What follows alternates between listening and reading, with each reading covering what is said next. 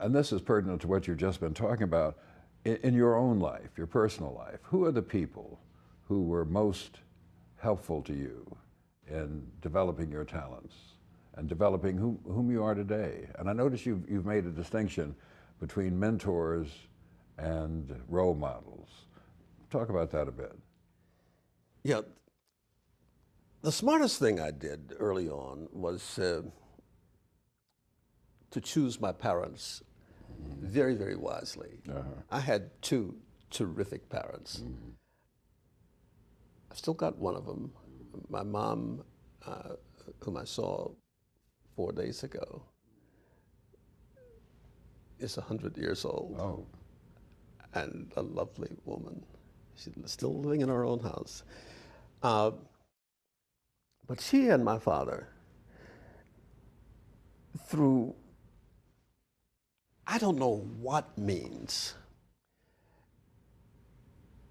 managed to acquire some child-rearing skills that were phenomenal. They didn't manage to acquire much money ever. They were both teachers. And there was, we were never hungry or less than properly clothed, but the clothing was not always the good stuff that some of the kids were wearing. We didn't feel poor. What they did was, because they loved learning so much themselves, we absorbed that, all five of us. We were forever reading things. My sister used to read in the shower, you know. I mean, and my own children have kept that habit going, which makes me appreciate the power of observation. But somehow they were able to instill in us first a love of learning. They were able also, in Okolona, Mississippi, segregated and awful for us, they were able to make us feel that we were okay, valuable people, and the center of their lives. They were able to make us believe that no matter what happened around us and to us, we were to behave like raspberry kids. I mean that meant something in those days, you know. That other people's mistreatment of us did not relieve us of the responsibility of behaving decently in the world. They never quite said it that way. They would chide us for things, but more importantly, they modeled what they believed. Where did they get this? I don't know where they got it. Where did this come to them from?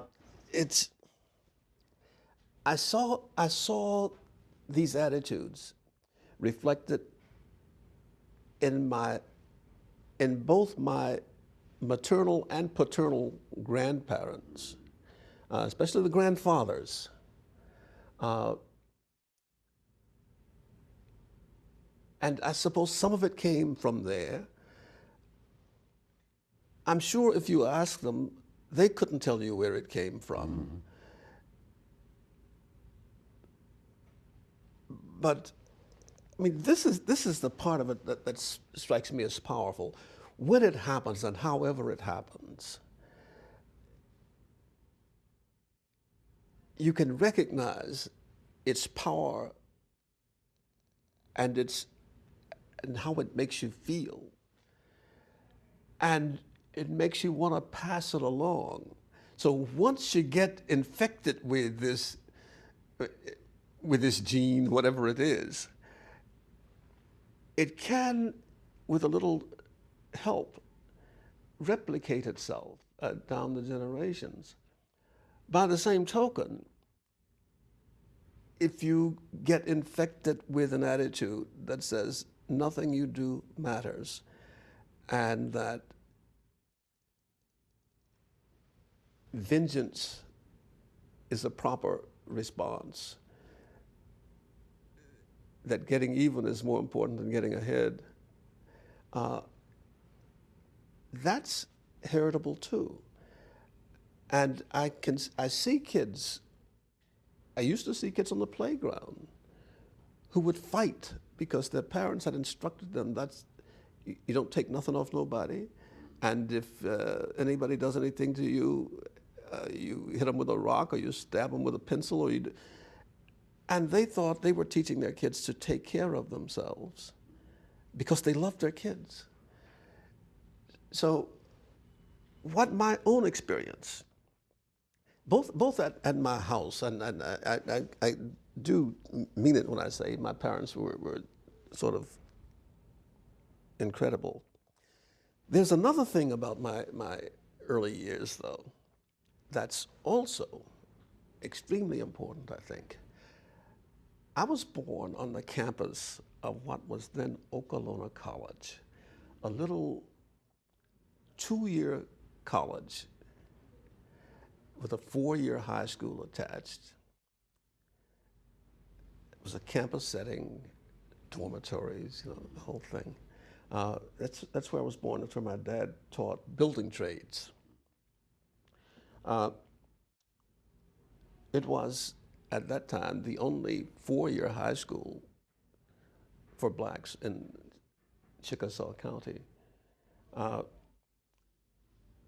But there was that little school, supported by the Episcopal Church, that saw as its mission preparing young black kids to succeed in a hostile environment. The people there, I think I remember one PhD the whole time the college existed. These were people who were not extraordinary scholars or particularly gifted teachers, but they were so committed to rescuing, saving a generation of us in the heat of segregation, that they really did transform our lives. I'm talking about a surprising number of people who came through that little high school and college who went on to do well. And the presence of that little school helped to transform our town into what these days we would call a learning community, at least for the black half of the town.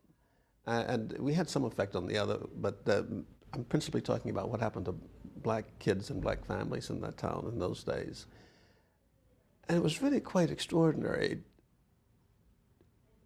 in ways that I didn't realize until I left the place. And that experience of observing at firsthand what a few committed people can do to lift the sights of people who didn't have much previous reason for lifting their eyes. That's also part of what drives the baby steps effort. I don't want to recreate the little college. There's no point in doing that. But I came to understand, and understand more every day as I look back, the importance of changing the culture, the cultural attitudes toward learning. Learning is in disrepute in some parts of our country. It's thought to be an effete kind of thing. And acting is more important than merely learning. And in our own little way, Baby Steps hopes to get people thinking about creating, once again, a learning community in our town. We also hope to transform the town racially as well. The town is almost equally divided between black and white, and we haven't figured out yet, except at the edges, how to live together. There's some people who want to do it, who are trying on both sides. But I think it occurred to me once again that we will argue about politics and religion and whether to put the park here or the school there. The one thing we're all agreed on is that we want our children to do well. I mean, it's the one. I mean, you ask for a show of hands of those who are opposed to children, and you don't get anybody waving their hands about. So it's about the only thing I can think of where we all agreed, and waiting for somebody to give us something to do, to act on that agreement.